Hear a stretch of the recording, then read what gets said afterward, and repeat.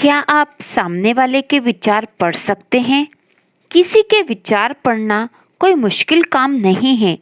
आप इस काम को जितना कठिन समझते हैं, यह दरअसल उससे बहुत आसान है।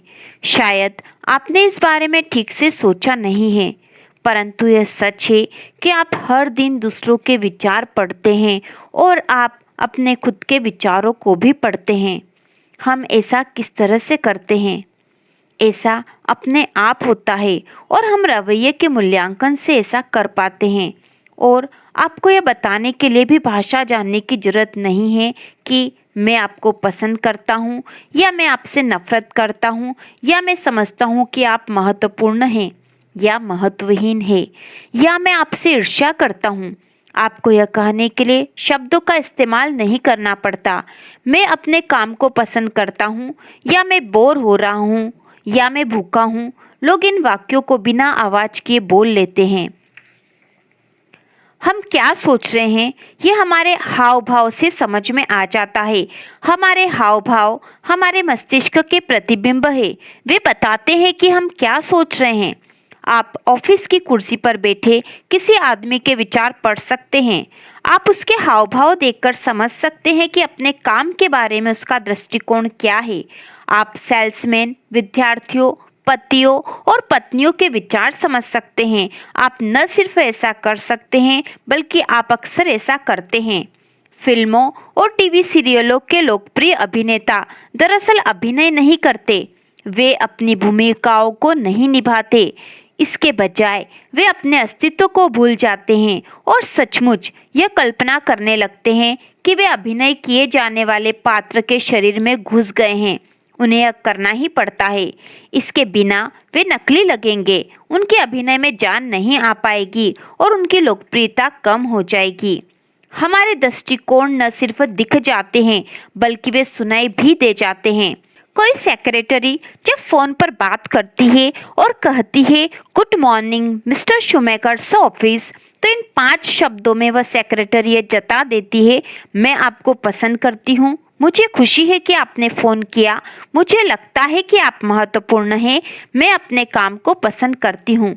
परंतु दूसरी सेक्रेटरी इन्हीं शब्दों के माध्यम से बोलती हुई लग सकती है, आप मुझे परेशान कर रहे हैं, कितना अच्छा होता अगर आपका फ़ोन नहीं आया होता, मैं अपने काम से बोर हो गई हूँ और मैं ऐसे लोगों को पसंद नहीं करती जो मुझे परेशान करें।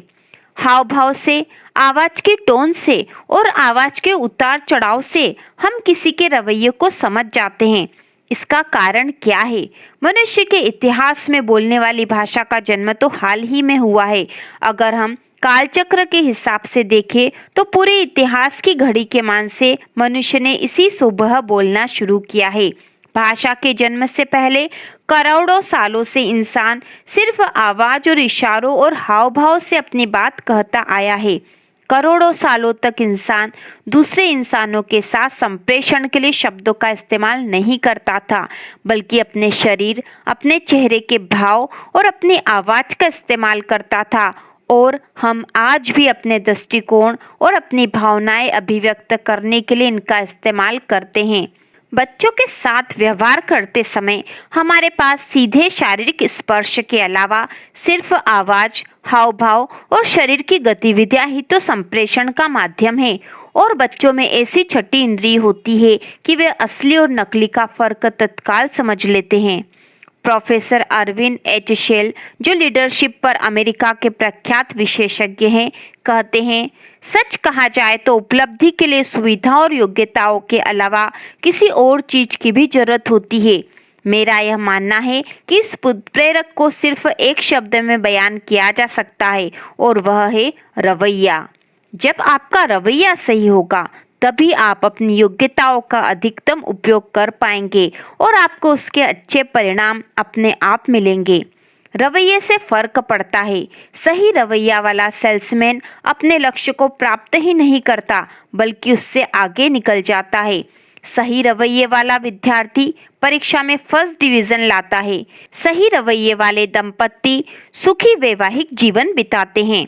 सही रवैये से आप लोगों के साथ प्रभावी व्यवहार करते हैं, आप लीडर बन जाते हैं। सही रवैये से आप हर तरह की परिस्थिति से जीत जाते हैं। इसलिए सही रवैया विकसित करना चाहिए और यह सब आपके विचारों से ही संभव है। इसलिए अपने विचारों को अपना दोस्त बनाइए। सही रवैया बनाने के लिए यह 3 काम आपको करना चाहिए जो आपके लिए बहुत उपयोगी होंगे। पहला, अपने आप से कहिए मुझ में उत्साह है, यह रवैया विकसित कीजिए। दूसरा, अपने आप को महत्वपूर्ण समझिए, आप महत्वपूर्ण हैं, यह रवैया विकसित कीजिए। और तीसरा रवैया है सेवा भाव का रवैया। सेवा भाव का रवैया विकसित कीजिए। सेवा भाव से आपके विचारों को उत्कृष्टता प्राप्त होगी।